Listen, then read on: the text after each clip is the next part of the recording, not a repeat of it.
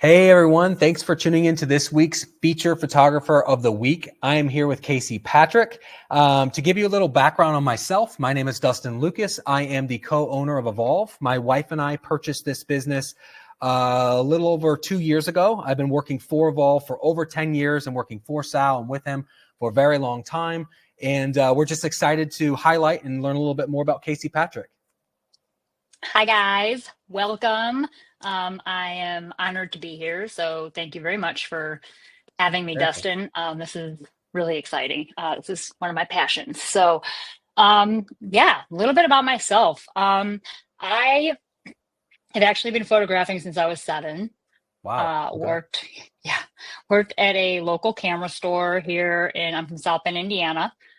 So I worked there for 13 years, educating others on equipment and lighting, you name it, everything. Okay. A little bit of business as well, from things that I learned, right? Because customers would come in and I'd learn what they did wrong so that I wouldn't do the same thing. So It was actually a good exchange, right? So I learned a lot from there. And then I am now a freelance photographer for the University of Notre Dame. I started there. Okay.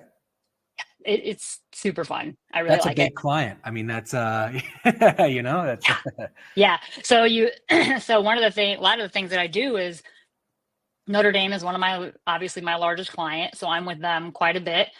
This year, I am fortunate enough that I get to start traveling with them this year. So I do believe we're going to Dublin and I'm going to Washington in May. Traveling with sports teams or traveling with administration? What does that look like? It's with no sports. I do shoot the football games every now and again. Sure. And I work with the players and whatnot, but I am going with the law department and the Keough School of International Studies. Okay. Wow. So yeah, how do you get a client like that? Like, how did that relationship start out? I get asked that a lot.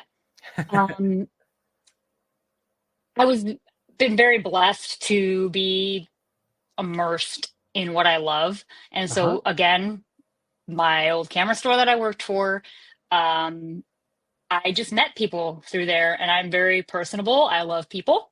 I literally talk to everybody. It's kind of insane. But I just got to know the photographers that worked there. Matt Kishore, he's one of the head photographers on campus. So I just got to know him. Photographers that we're working with there, you met them through the camera store. They're no longer there.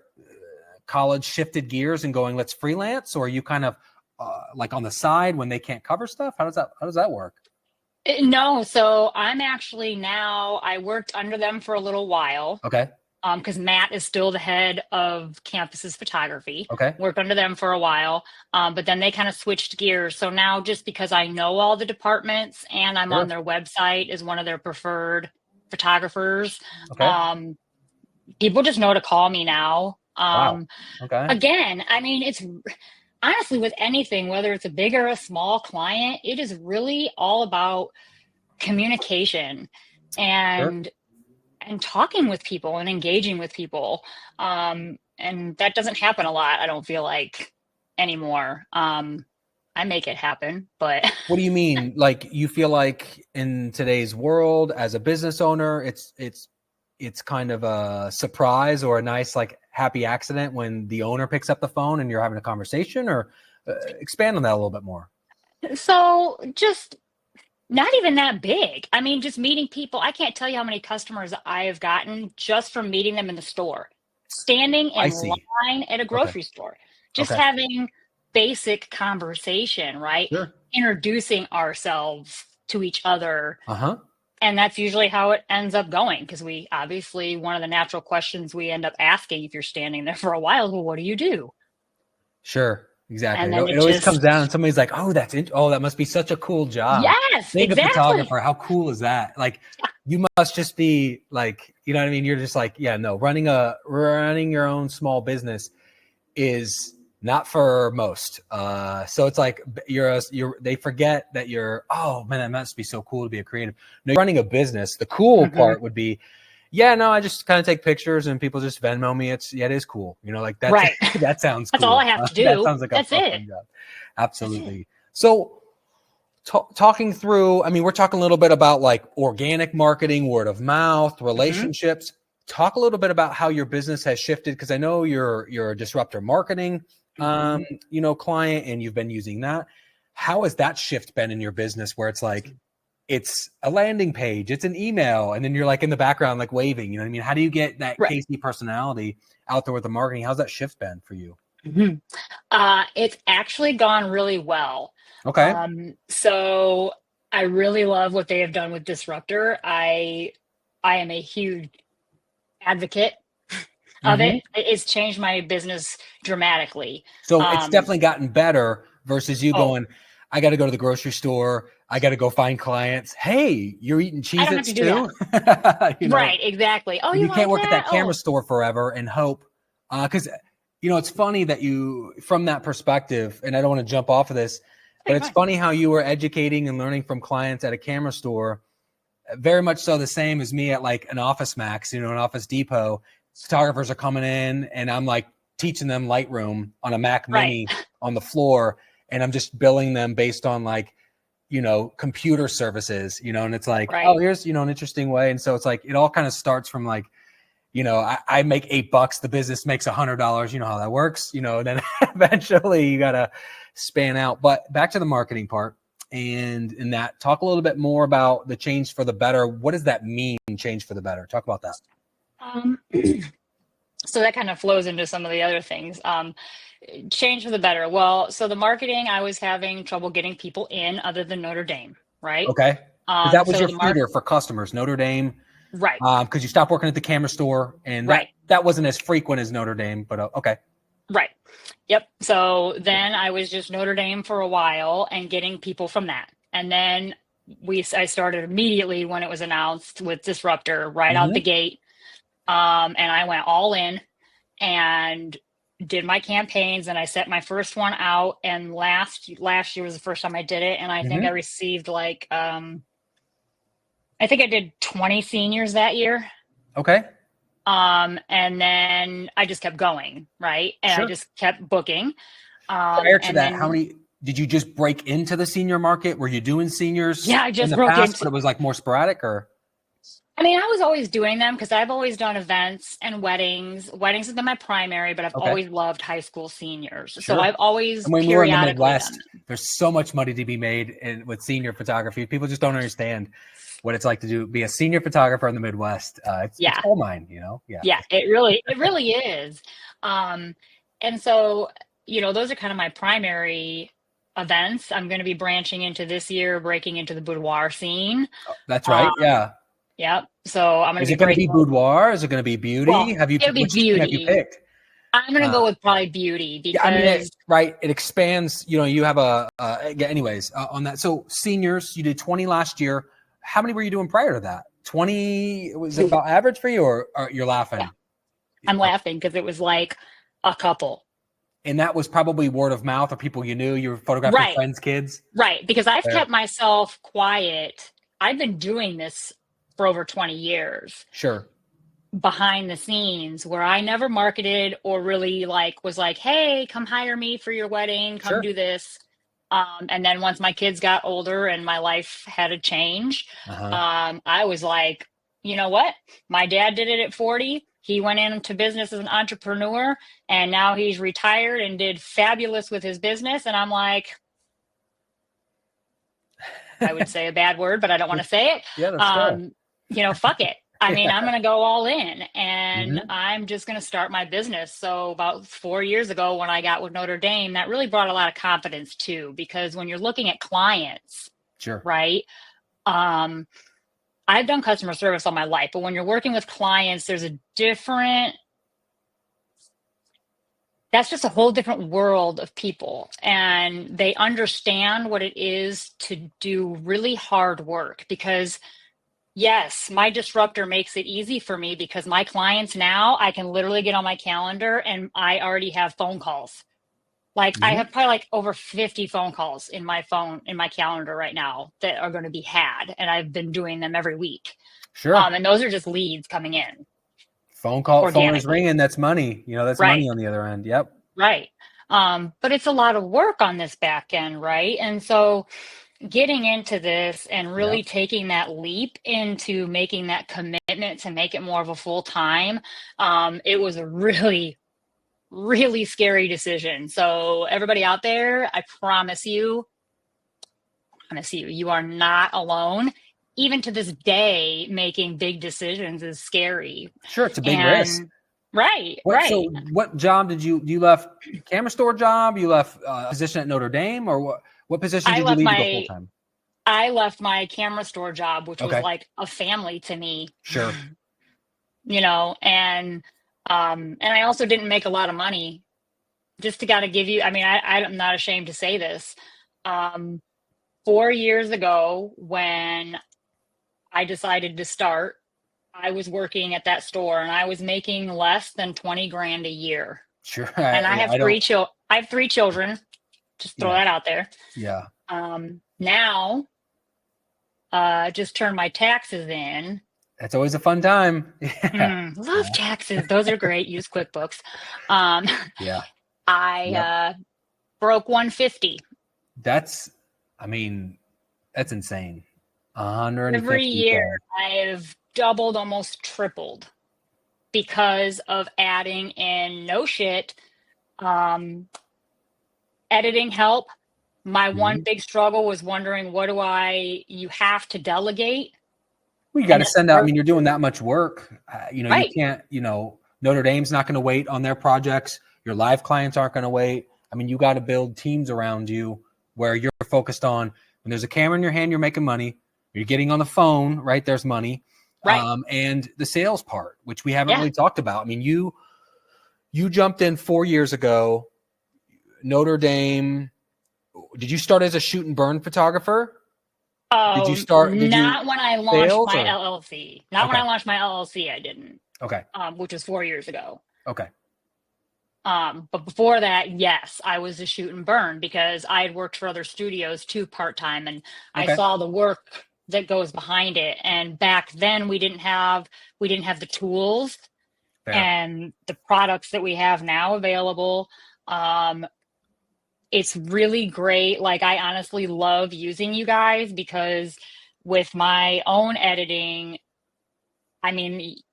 you guys even changed the way things went for myself because I was able to tap into that quality that I really want to give to my customers. And it allows me to hand that off to you. I do a little bit beforehand, obviously for view and order sessions, right?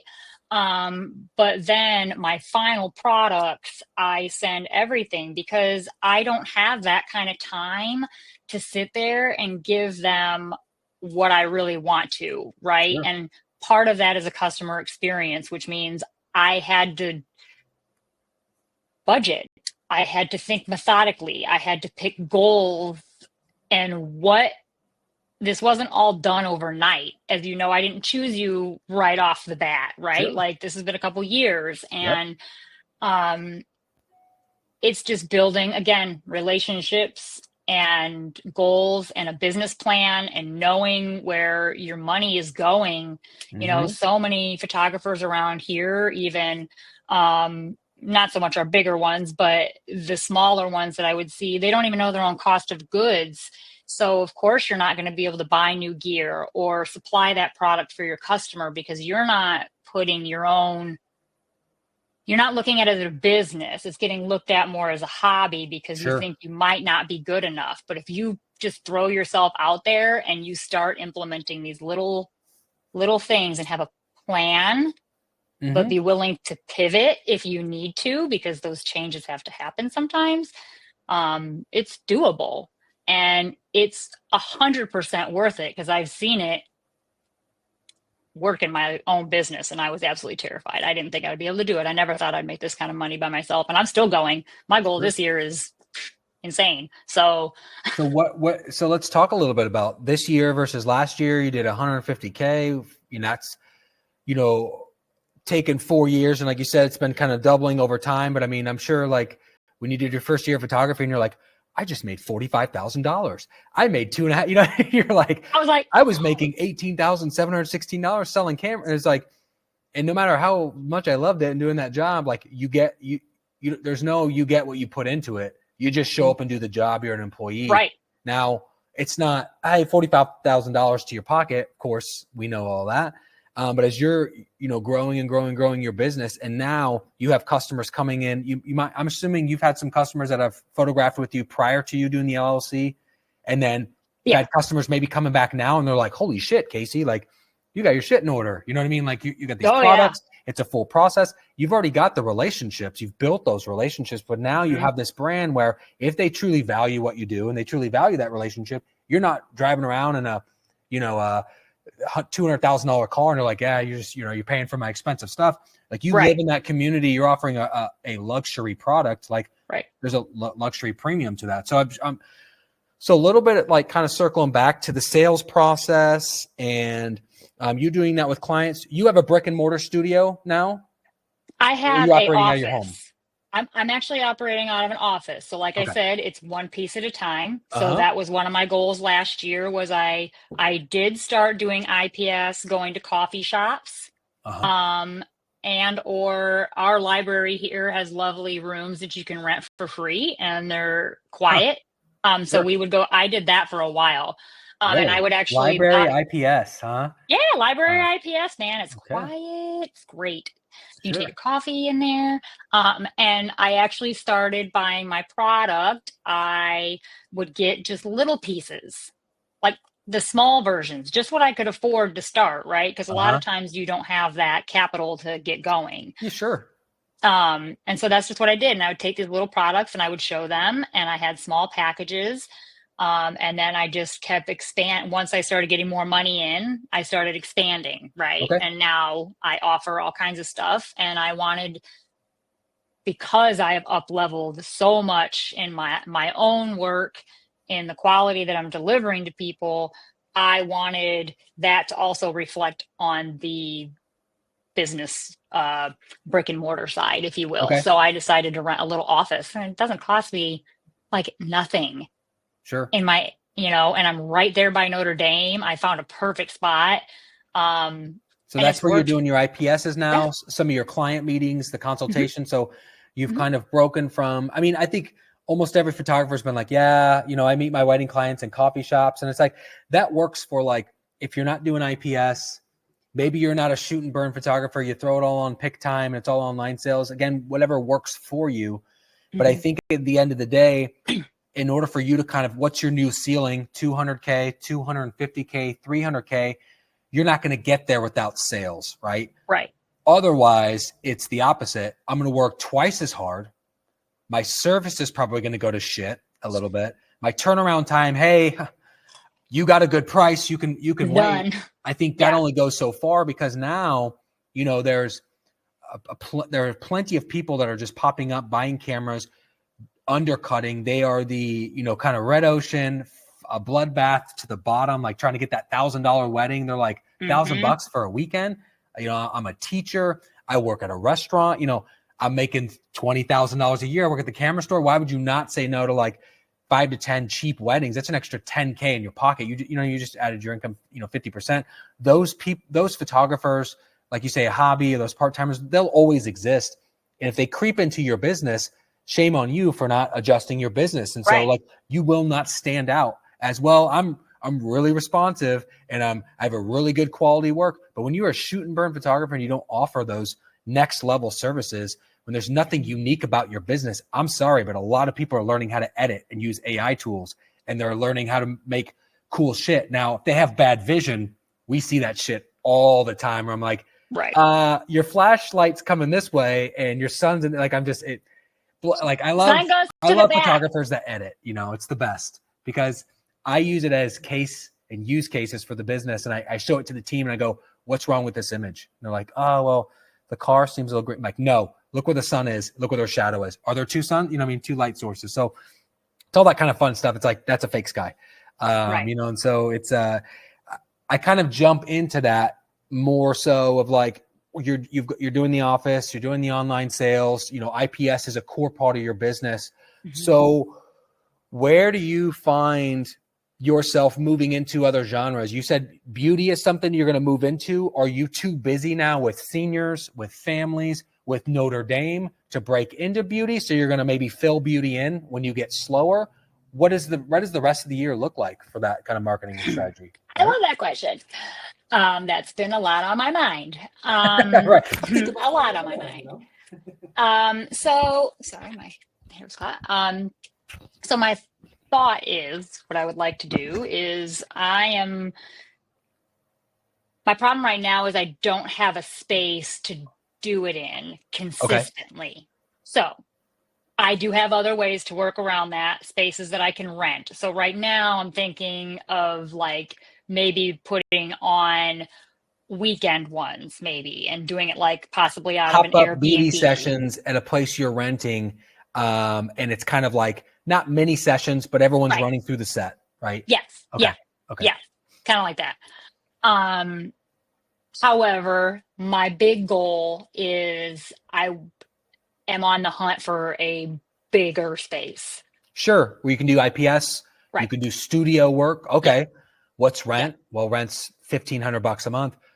You do 2 studio sessions, average a month, you offset rent. And it's like, okay, I can book. I know how to run marketing. I can run families in my off season. And now I have the studio at my disposal for anything. Right. So that's kind of the space that you're in. It's finding the right space. It's running the numbers.